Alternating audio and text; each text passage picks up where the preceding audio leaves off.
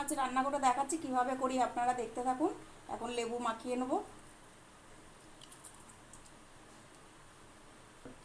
লেবুটা এবার মাখিয়ে নেব। একটা গোটা লেবু দিয়েছি, মাখিয়ে 10 মিনিটের মতো রেখে দেবো। তেল গরম হয়ে গেছে, একটু ফোড়নে সাদা জিরে দিয়ে দেবো, একটু পেঁয়াজ বাটা দেবো, পেঁয়াজটা ভালো করে কষিয়ে দেবো। তারপর মশলাগুলো দেবো এক এক করে।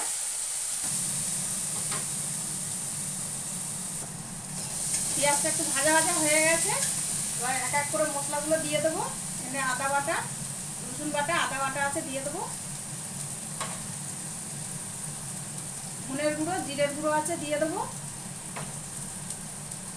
স্বাদ মতন নুন, পরিমাণ মতন হলুদ,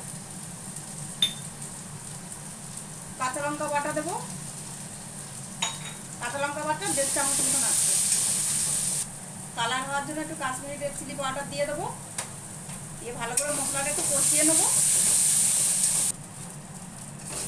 মশলাটা কষানো হয়ে গেছে, এবার মাছগুলো দিয়ে দেবো। মাছগুলো সব দিয়ে দেবো এক এক করে।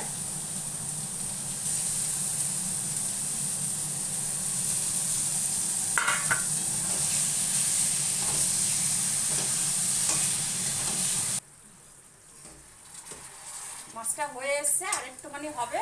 সব মাছ গোটা গোটা রয়ে গেছে, খুব হালকা করে নাড়তে হয়, আর একটুখানি হবে। মাছটা হয়ে গেছে, এবার ঢেলে দেবো।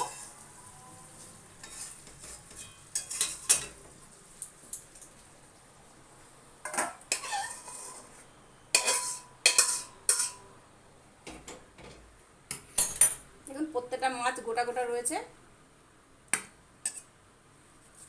ঘরে করেও খেয়ে দেখতে পান, খুব ভালো হয় খেতে এটা।